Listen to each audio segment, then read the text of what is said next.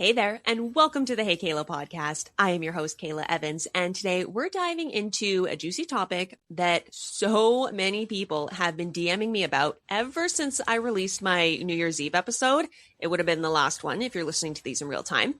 And all of those messages are about making changes in our lives when we don't know what to do or when we don't know what we want. And this is a huge one for so many folks. So I figured I would put together some of my very best advice and tips and tricks from my own experience a few years ago when I felt completely stuck, and then my experience from a few years ago when I went through something bigger where I knew I really wanted and more so needed to make a change. Like it was pressing down on me, but I was like foggy as all hell about what I wanted or what a better version of me or my life even looked like. So if you're in that boat somewhere in between, or maybe you just want to hang out, this is going to be part one of a 3-part series, because when I started diving into, I was rereading old journal entries and going back through my old vision boards and things like that, I realized that this is a bigger monster maybe, but like a nice fuzzy cute monster than I originally thought it was. So I've kind of chunked out 3 episodes that I'm going to do in this series now. And I have a little note written down. I'm going to call this series Unstuck and Unstoppable. That name might change, but that's what we're going with right now. So this first one, again, episode 1 of 3, I'm going to be breaking down recognizing the signs that it's time for a change. That's going to be this one. Then I'm going to cover getting really clear on what lights you up. And again, this is even if you have no idea what you want, that's going to be episode 2. And then I'm thinking for episode 3, I'm going to do how to move forward and make bold, inspired moves without freaking out, because they all kind of tied together. And it was a journey, again, I took back in 2018 when I really needed to overhaul my life. And then once again, just a few years ago when I did like a smaller, more gentler overhaul, if you will.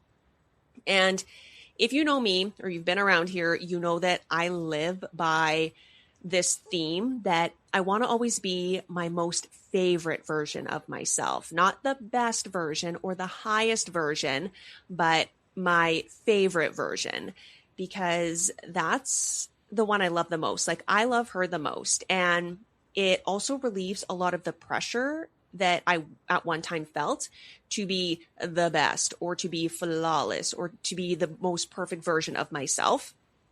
And I do have another podcast episode, and I actually teach a group training course on that, becoming your most favorite version of you. So I'm going to be linking that podcast episode in the show notes if you want to check it out or give it another listen. But with all that said, here in part 1, I'm going to be covering that question that I got so many times. And that's, how do you know it's time to make a change?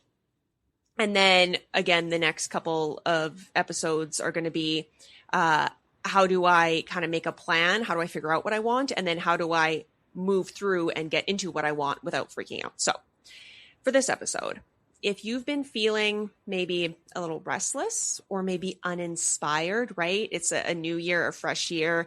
If you went to do a vision board, if you went to do some journaling prompts or exercises, or you're seeing everybody else like going hard, new me, new year kind of stuff, and you were just feeling uninspired, or you're just like straight up meh, this will be for you.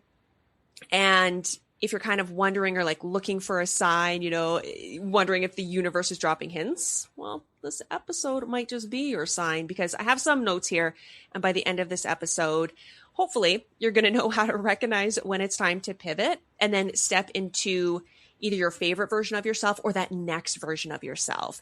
And I'm going to be sharing some signs. I've got 4 key signs that it's time for a change. Plus I'll be working like little stories from my own life, as I normally do, because I did ignore the signs for way too long. And I don't feel like I ever regret anything in my life, but there is a little tiny part of me, like a little shred of me that's like, you should have been paying attention, or maybe you could have been paying attention a little bit sooner, because the sooner you get clear on what you want and the sooner you make the changes, like the more you get to live with those changes, right?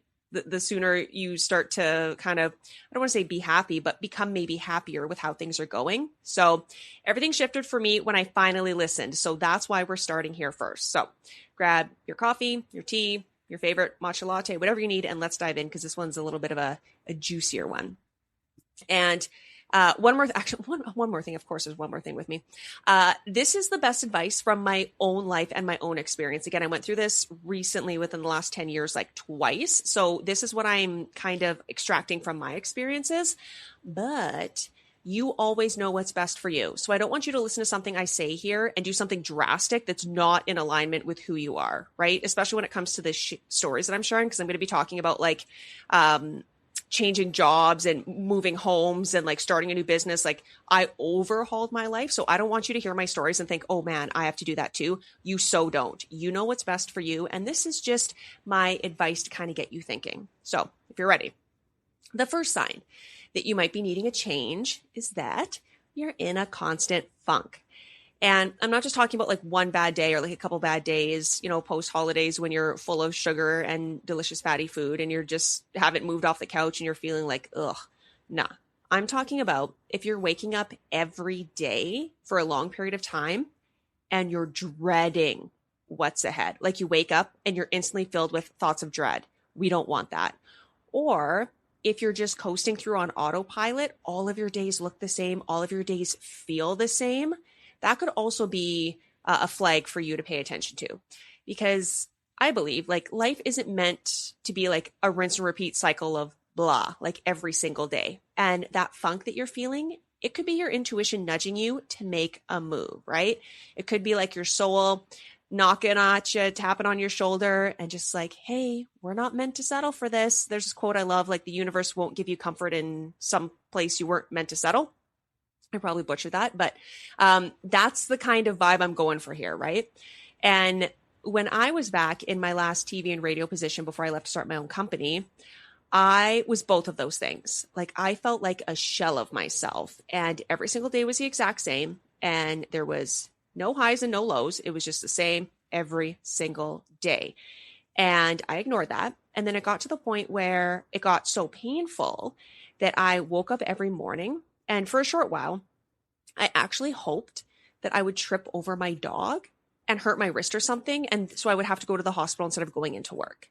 Like that's how bad it was for the last couple of months that I was working there.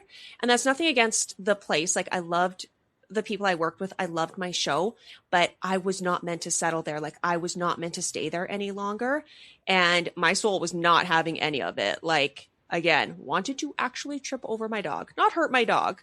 And not hurt myself real bad, but just enough that I didn't have to go into the office. Like that's how I was starting to feel. And that's when I realized like, oh my gosh, I actually want to don't want to hurt myself. I don't want to say it like that, but you know what I mean? I was like, I'd rather go sit in my doctor's office with a sprained wrist than I would going into work. That's when I was like, okay, no, that's not right. That's not healthy. You need to start tuning into yourself. And that's when I really started listening to that inner nudge. And that's when things started to shift for me. So what I think you can do about this is journal. And I actually mean putting your thoughts on paper. Write down everything that feels off and how you're feeling, because the point of getting it on paper is that you can see patterns and identify areas where change is needed.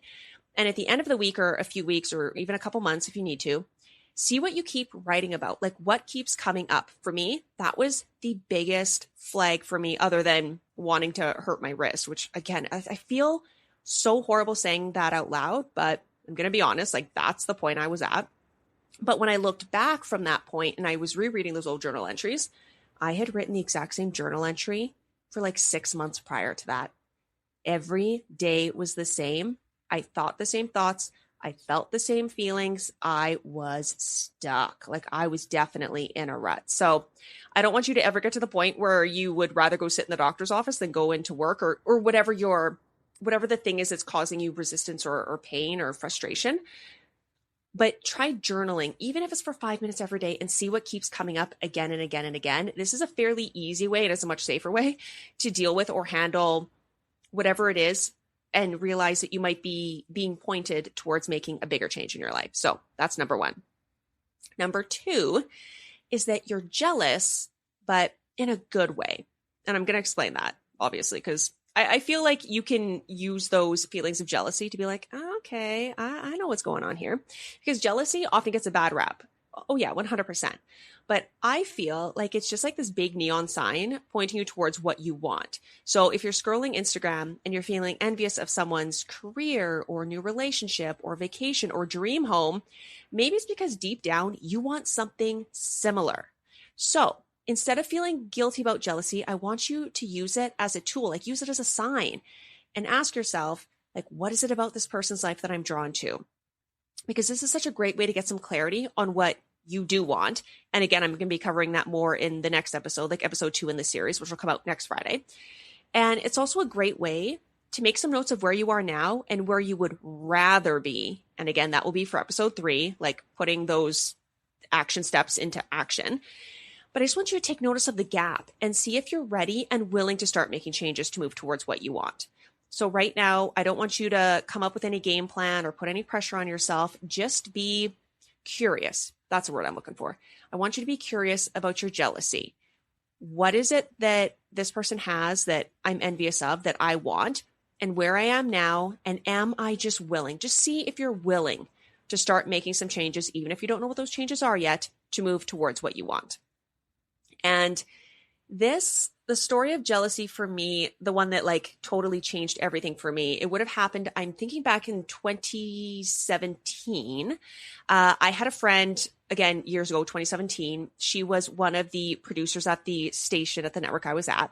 And she had lent me the book Girl Boss, like Sophia Amoruso. I hope I'm saying her name right. That like Nasty Gal, like the Girl Boss book. And I honestly don't know why. Like I am a crazy reader, but I wasn't really into business or anything like that at the time. I was very happy in my TV radio job. And I read it. And at the time I remember liking it. I haven't read it since then, so I can't make any comments on the book or if I believe whatever she says in it. But at the time I felt this huge pang of envy, like cover to cover, the entire time I read that book. And I don't even like clothes. I'm not fashionable. I hate shopping. Like I don't want any of that. But I was envious of the fact that she built something that she loved for herself by being herself, and she had complete freedom. And I read that book the whole time, like equal parts interested and invested in it, and then equal parts like envious and jealous of her. Even though I didn't want her life, I wanted certain aspects of her life, the freedom, the pride she had in building something. So after reading that book, I just kind of kept it in the back of my mind that one day when I was ready, because I was totally in love with my career at the time, I wanted to build something for myself just as Sophia Amoruso did for herself. So that's something to kind of pinpoint. And again, you can journal or just make notes on your phone. If somebody or something is triggering you and you're envious of it, what is it about it? Can you pinpoint what it is that that person has that you may want? So that's number 2. Number 3, the things that used to light you up, they just don't anymore. Like if at one time you were obsessed with your job or obsessed with your side hustle and now it's just kind of like, meh. Well, that's like a huge sign that you've outgrown it.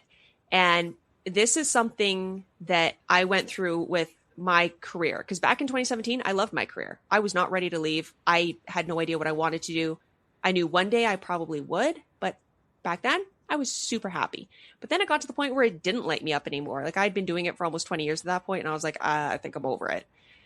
Growth isn't always comfortable, but it is necessary if you want to live a happy, fulfilled life. Like I totally believe that.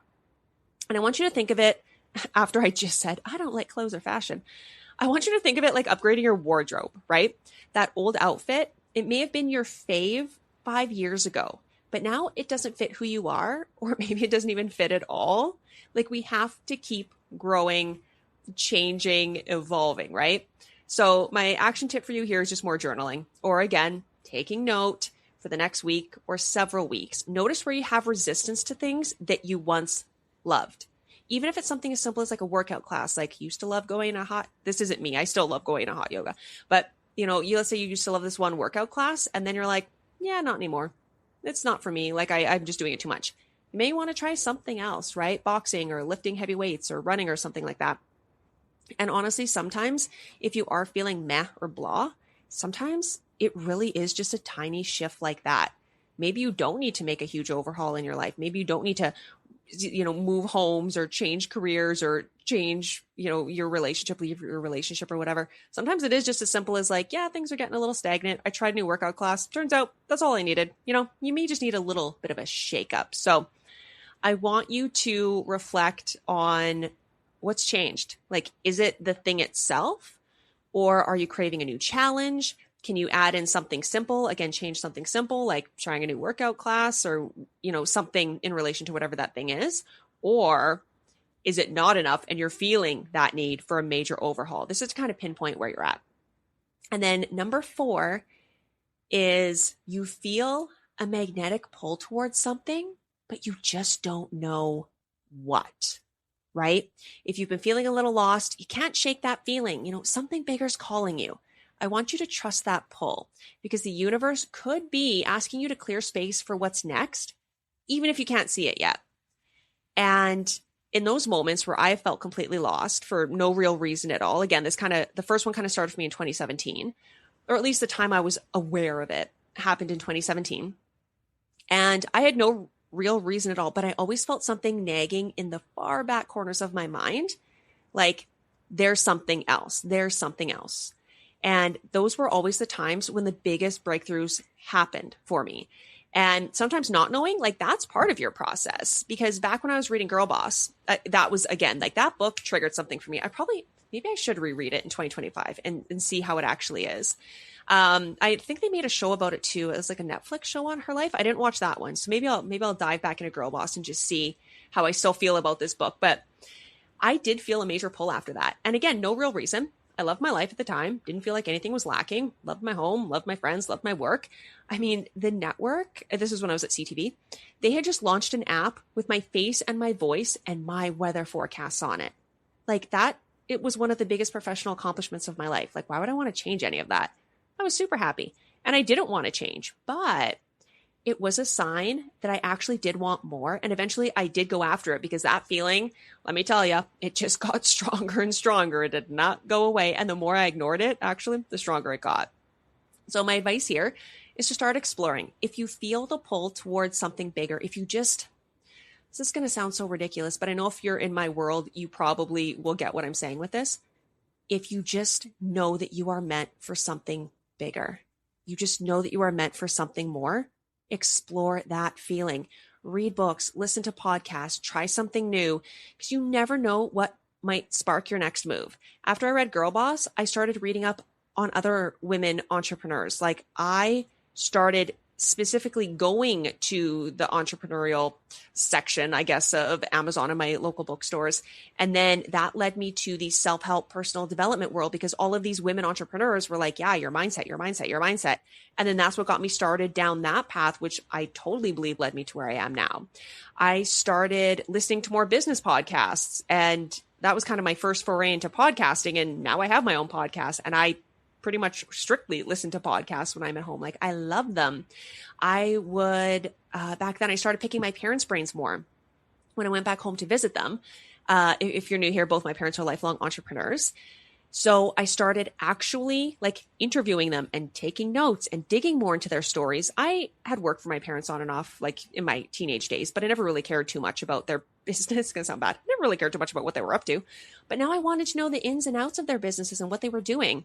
Because even though I wasn't sure what I was going to do, I wanted to surround myself with people who I at least wanted to be kind of sort of like them. And then I started to move in that direction, and situations just always seemed to line up for me to keep me going down that road that, again, I believe eventually led me here. So those are my tips. Number 1 would be where's my notes? You're in a constant funk, right? If you're coasting through life on autopilot, or even worse, if you're dreading every single day, please pay attention to those signs. Number 2, if you're jealous, get curious about it. What do those other people have that you might want for yourself? And just notice the gap between where you are and where they are. And I'm saying that with, because not like you want to be where they are, but you want those things for yourself. Just notice the gap. and ask, be curious. Am I willing to make some changes to get closer to that? Number 3, pay attention to the things that don't light you up anymore and kind of see how severe it is. Is it a easy change? Like, I'm just going to start going for a walk every day, or I'm just going to start journaling or meditating. Or is it something bigger like, maybe it is time to move. Maybe it is time to change careers, relationship, whatever. And then number 4, and this was the biggest one for me. If you feel a pull towards something, but you just don't know what, you just can't shake this feeling that there's something else for you, please, please, please follow that. All right. That's it for today. That is how I would recommend recognizing that it's time for a change. And that's really the first step in creating a life that actually excites you, right? Just recognize, maybe what I've been doing isn't working. I literally have the exact same journal entry for like 2 years in a row. No shame. It's okay. We've been there. It's okay to feel uncertain. Like, that's where all growth begins. You just need to recognize, right? Just start to become aware. That's step 1. So if you love this episode, please share it with a friend who needs to hear it. If you're ready for some one-on-one guidance, you can always find me on Instagram or check out heykayla.com. And remember that next Friday, if you're listening to this in real time, part 2 of what I'm calling the Unstuck and Unstoppable series comes out. We're going to be diving into getting clear on what lights you up so that we can move into the third part, which is setting those goals. And again, if you're listening to this in real time and it's before Saturday, January 25th, 2025, I'm going to be speaking at the Hustle and Charm 2025 Business Planning Workshop, and it's going to be amazing. I'm going to be leading a session on setting aligned goals, raising your energy, and then creating a plan that feels as good as it looks. So basically, it's a more in-depth workshop of this podcast series, if you will. So if you want to join us, I'm going to put the link for tickets in the show notes. Again, that's Saturday, January 25th. Grab your tickets now before they are all gone. And until then, I hope you have the best week.